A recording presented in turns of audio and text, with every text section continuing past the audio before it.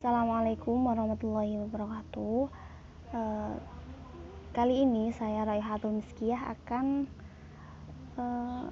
membahas sedikit tentang apa itu modul. Jadi pengertian modul ini ada banyak versi dari beberapa ahli. Yang pertama itu menurut Winkel, pengertian modul adalah sebagai program studi belajar mengajar. Jadi menurut beliau, modul pembelajaran diartikan sebagai satuan program terkecil yang dapat dipelajari secara mandiri, perseorangan, ataupun dipelajari langsung oleh siswa itu sendiri. Lalu ada menurut Nana Sujana,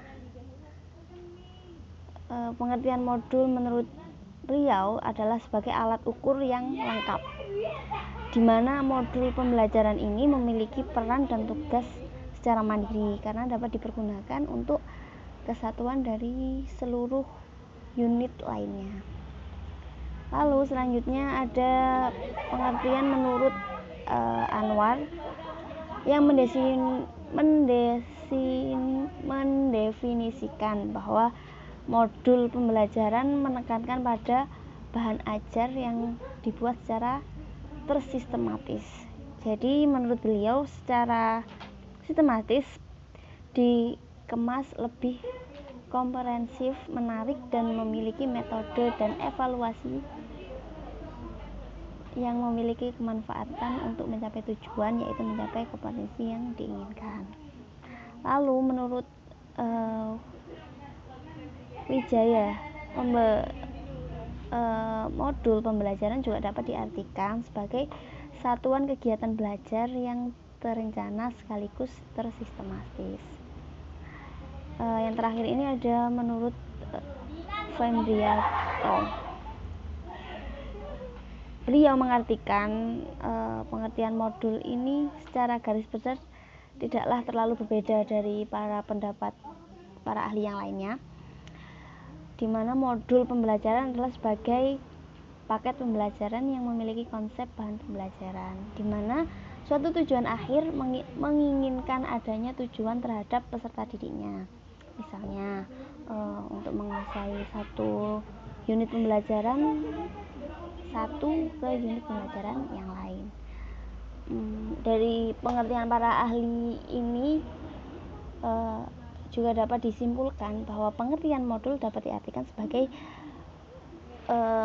modul pembelajaran yang dikemas dalam bahan ajar. Tentu saja dari hasil cetak buku ajar disusun secara sistematis, menarik, dan mudah untuk dipelajari secara mandiri. Jadi pengertian modul ini merupakan hasil cetak buku ajar yang disusun secara sistematis. Pada materi sebelumnya sudah dibahas tentang pengertian buku ajar, dan di sini pengertian modul ini merupakan hasil cetak buku ajar yang disusun secara sistematis, menarik, dan mudah untuk dipelajari secara mandiri. Baik, selanjutnya yaitu ciri-ciri modul pembelajaran. Jadi ciri-ciri modul pembelajaran ini ada 5. Yang pertama yaitu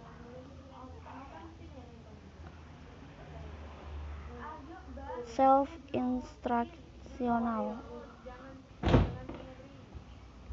Jadi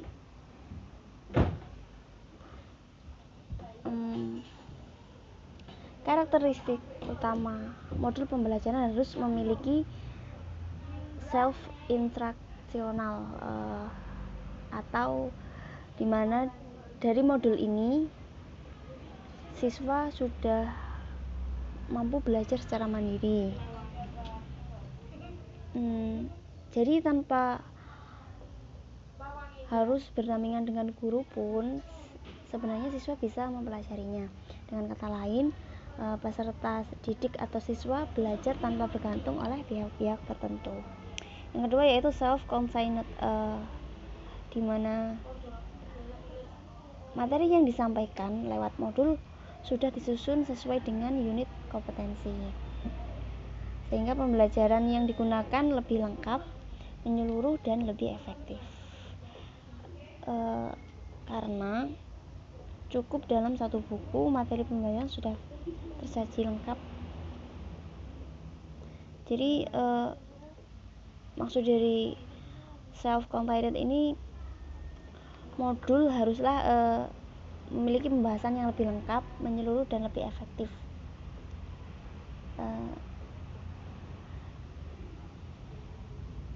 Yang ketiga yaitu stand alone. Maksudnya yaitu modul disusun dan dikembangkan secara mandiri atau tidak bergantung pada media lain, atau modul itu dibuat tanpa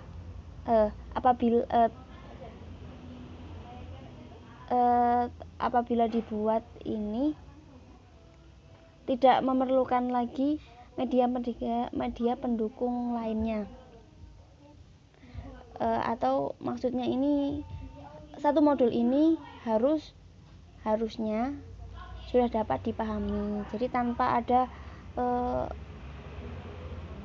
media pendukung lainnya yang terkesan lebih ribet ya. Lalu adiktif, atau maksudnya ini lebih ke perkembangan ya. Jadi dalam hal ini bisa terhadap banyak hal perkembangan, baik itu perkembangan teknologi ataupun ilmu pengetahuan yang sifatnya baru. Jadi modul ini juga memiliki ciri-ciri lebih berkembang, entah itu di bidang teknologi ataupun pengetahuan yang lainnya yang bersifat baru. Yang terakhir yaitu user friendly, yang menjadi dasar utama pula dalam pembuatan modul pembelajaran.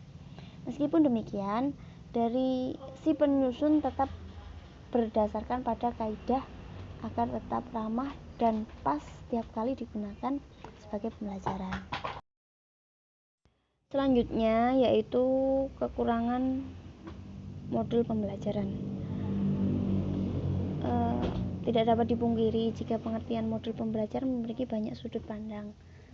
Seperti yang disinggung di subbab di atas, dari beberapa subbab di atas terdapat beberapa kelemahan dari modul pembelajaran, terutama untuk siswa yang melakukan pembelajaran secara mandiri dan bermodalkan modul pembelajaran. Jadi banyak sekali mungkin kekurangan yang sudah bisa kita lihat dari ciri-cirinya mungkin, atau pengertian yang tadi. Yang pertama yaitu kekurangan modul pembelajaran kurang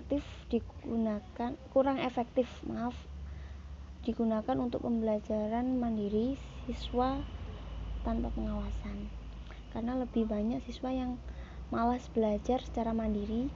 Jikapun harus belajar secara mandiri, dibutuhkan pengawasan. Yang kedua yaitu dari segi organisasi kegiatan belajar pun kurang baik. Yang ketiga yaitu masih membutuhkan evaluasi atau ujian untuk mengetahui apa benar belajar secara mandiri menggunakan modul atau tidak. Jadi masih banyak pertimbangan tentang penggunaan modul ini. Kira-kira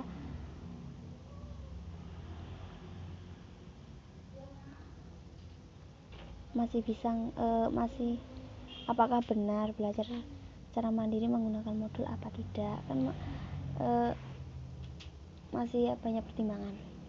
Yang keempat yaitu dibutuhkan tim atau orang tambahan, yaitu fasilitator sebagai pengawas sekedar untuk memantau proses belajar secara mandiri menggunakan modul pembelajaran yang ada. Jadi untuk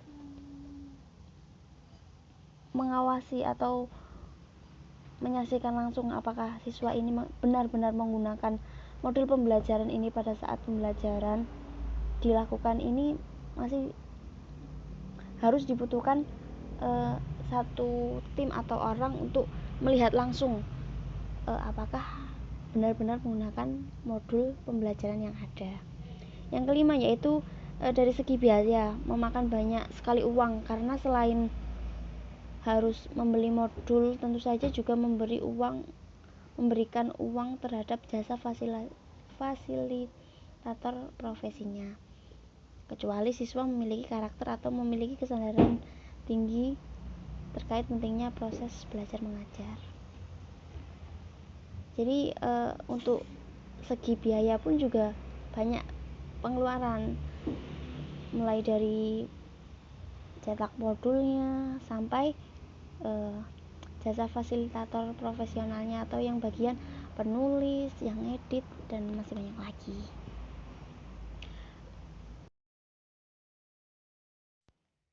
Dan yang terakhir yaitu kelebihan menggunakan modul pembelajaran.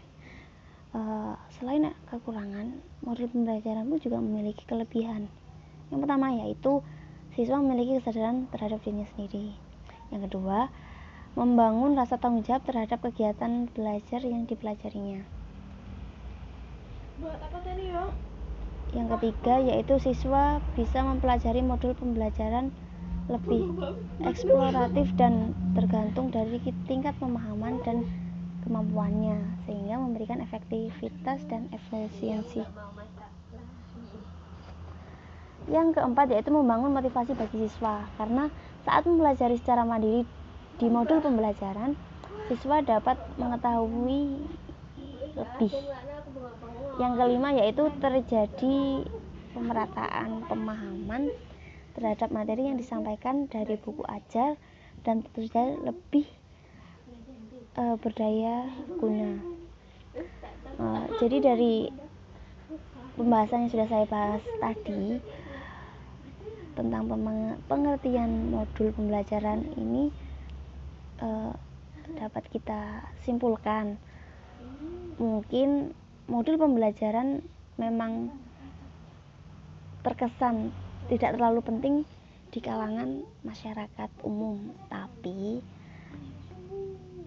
di kalangan dunia pendidikan modul pembelajaran ini sangatlah penting. Bahkan tidak untuk peserta didik saja, tapi juga penting bagi peserta didik dan orang tua. Semoga dengan adanya pembahasan tentang modul pembelajaran ini dapat meningkatkan minat membaca kita tentang materi-materi yang sudah ada di modul. Mungkin sekian presentasi dari saya, kurang lebihnya saya mohon maaf. Saya akhiri. Wassalamualaikum warahmatullahi wabarakatuh.